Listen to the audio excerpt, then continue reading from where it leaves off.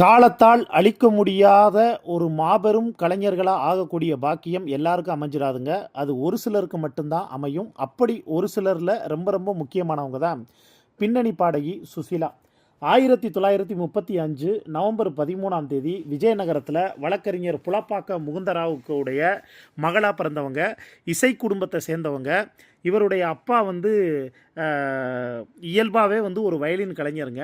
MS Subbulakshmi மாதிரி தான் ஒரு தனித்துவமாக கர்நாடிக் இசையில் சிறந்து விளங்கணும், தனித்துவமாக வந்து வரணும் அப்படிங்கிறது பின்னணி பாடகி சுசிலாவினுடைய ஒரு மிகப்பெரிய கனவாக வந்து இருந்தது. அந்த மிகப்பெரிய கனவுக்கு கை கொடுத்தது 1950 ஒரு ரேடியோவில் அவங்க ஒரு போட்டிக்காக பாடக்கூடிய பாட்டு மூலியமாக தான் அவங்க சினிமாவுக்குள்ளே என்ட்ரி ஆகிறாங்க. அதுக்கப்புறம் இப்போ அவங்க படைச்சிருக்கிறது எல்லாமே உலக சாதனை அப்படின்னே வந்து சொல்லலாம்.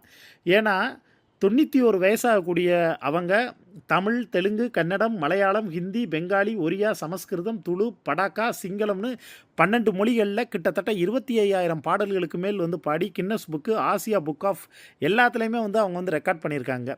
இது ஒரு பக்கம் இருக்கக்கூடிய சூழலில் பி சுசீலாவினுடைய உடல்நிலை போன வருஷம் நம்ம எல்லாருக்குமே வந்து தெரியும், மிகப்பெரிய சூழலில் கவலைக்கிடமாக வந்து இருந்தாங்க. ஹாஸ்பிட்டலில் கிட்னி ப்ராப்ளம் ஆகி சிறுநீரக பிரச்சனையினால் பாதிக்கப்பட்டு அவங்களுக்கு பயங்கரமான ட்ரீட்மெண்ட் எல்லாமே வந்து போயிட்டு இருந்ததுன்னு ஒரு மிகப்பெரிய செய்தி வந்ததுங்க.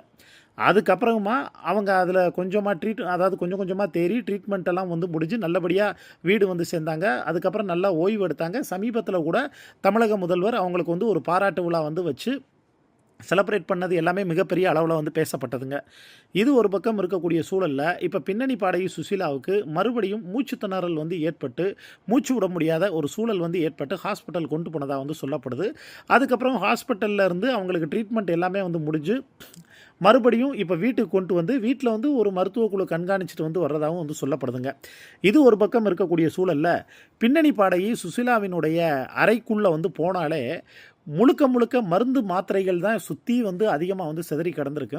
என்ன காரணம் அப்படின்னா, ஒரு காலகட்டத்தில் 3 வேளை வந்து சாப்பிடக்கூடிய சாப்பாடுக்கு பதிலாக, அதாவது சாப்பாடு சாப்பிட்டுக்கிட்டு இருப்பாங்க. இப்போ 3 வேளைக்குமே சாப்பிட்றதுக்கு முன்னாடி சரி, சாப்பிட்றதுக்கு பின்னாடி சரி டேப்லெட் வந்து எடுத்துக்கக்கூடிய ஒரு சூழல் வந்து உருவானதுனால ஃபுல்லாக மெடிசன்ஸ் எல்லாமே வந்து கிடைக்க ஆரம்பிச்சிருக்குங்க.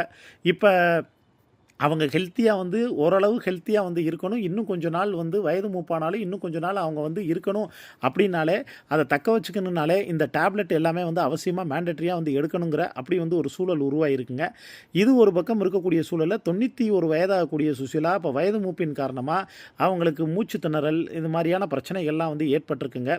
ஏற்பட்டு அவங்க கொஞ்சம் சீரியஸ் கண்டிஷன்லேருந்து இப்போ மறுபடியும் ஓரளவு நார்மலாக ஆயிட்டாங்கன்னு ஒரு பக்கம் வந்து சொல்கிறாங்க. இன்னொரு பக்கம் இல்லைங்க, அவங்களுக்கு ஐசியூவில் ட்ரீட்மெண்ட் நடந்துக்கிட்டு இருக்கு, எல்லாரும் சில விஷயங்களை வந்து மறைக்கிறாங்க அப்படிங்கிறது மாதிரியும் வந்து சில தகவல் வந்து வந்துக்கிட்டு இருக்குங்க.